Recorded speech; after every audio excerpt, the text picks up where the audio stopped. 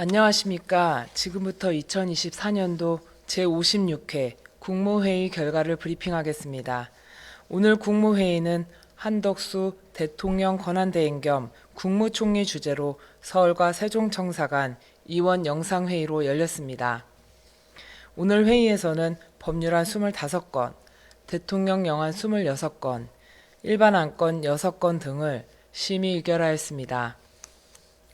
먼저 대통령 권한대행 겸 국무총리 말씀 요지를 전달해 드리겠습니다.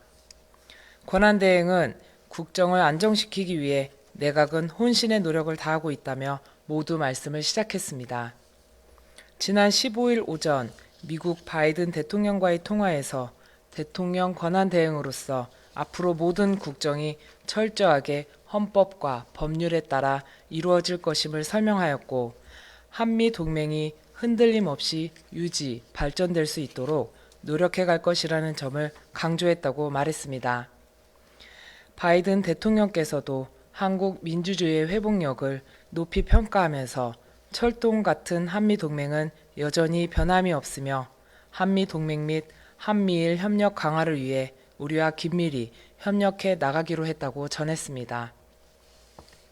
권한대행은 15일 오후에는 라케머라 한미연합사령관과도 통화하여 현재의 비상 상황에서 한미연합 방위태세에 대한 굳건한 의지를 재확인하고 계획된 연합연습과 훈련을 지속적으로 추진해 나가기로 했다고 말했습니다.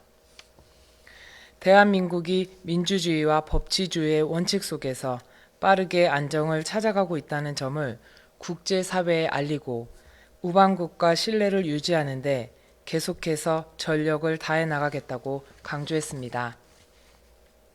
권한대행은 정부는 무엇보다 민생 경제 회복에 총력을 기울여 나가겠다고 하면서 다행히 우리 경제는 경제부총리를 중심으로 관계 강요와 하는 총재 등이 적극 노력한 덕분에 금융, 외환시장 등 큰 틀에서 점차 안정화되고 있지만 골목상권, 중소기업과 소상공인, 자영업자 등의 어려움은 더욱 가중되고 있다며 우려를 표시했습니다. 이어서 권한대행은 우선 오늘 국무회의 심의를 통해 확정되는 내년도 예산안이 새해 첫날부터 즉시 집행될 수 있도록 재정당국은 예산 배정을 신속히 마무리하고 우리 경제가 조기에 활력을 되찾을 수 있도록 국가재정과 공공기관, 민간 투자 등 가용 재원을 총동원해 내년 상반기에 집중 집행해달라고 요청했습니다. 특히 서민 생계부담 완화, 취약계층 보호 등 사회적 약자에 대한 지원과 소상공인 맞춤형 지원, 첨단산업 육성 등 대한민국 미래를 위한 경제활력 확산을 위해 마련된 예산이 속도감 있게 집행될 수 있도록 각별히 신경 써달라고 부탁했습니다.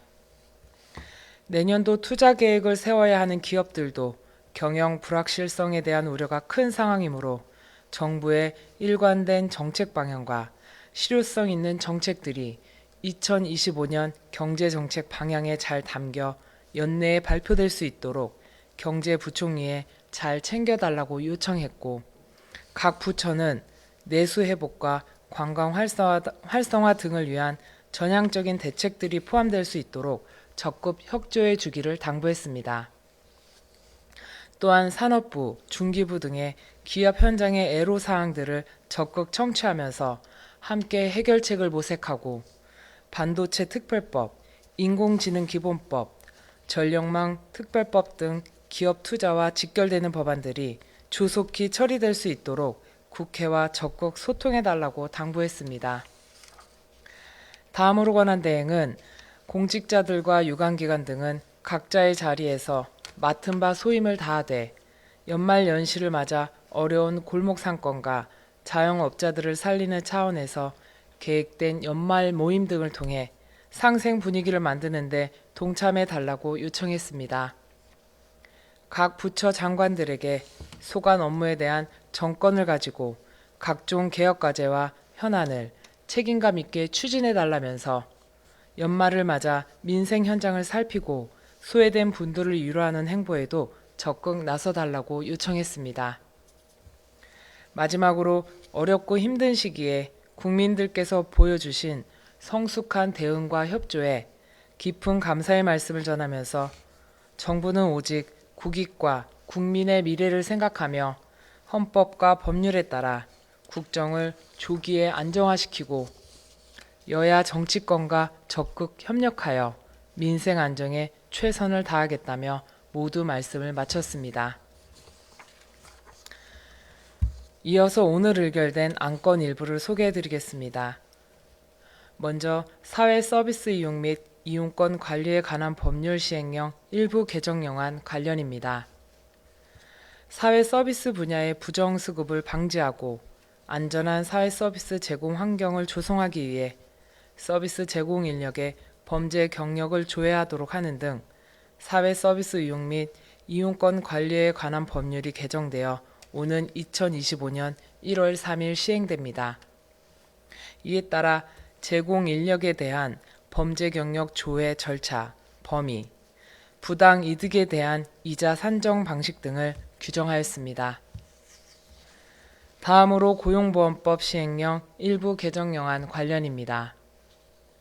육아휴직 급여액을 인상하여 일하는 부모가 소득 걱정 없이 육아휴직을 자유롭게 사용할 수 있도록 현재 첫 6개월간 통상임금의 80%로 육아휴직 급여액을 주던 것을 통상임금의 100%까지로 개정하였습니다.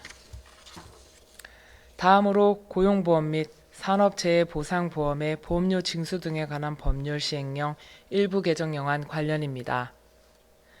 고용보험료와 산재보험료를 고액, 상습적으로 체납하는 사람들의 인적 사항을 공개할 때 업종 또는 직종을 추가하여 공개하게 됩니다. 마지막으로 남녀고용 평등과 일가정 양립지원에 관한 법률 시행령 일부 개정령안 관련입니다. 출산휴가 신청 시 육아휴직을 함께 신청할 수 있도록 하여 근로자의 신청 부담을 덜어주고자 하는 내용입니다. 이상으로 브리핑을 마치겠습니다. 감사합니다.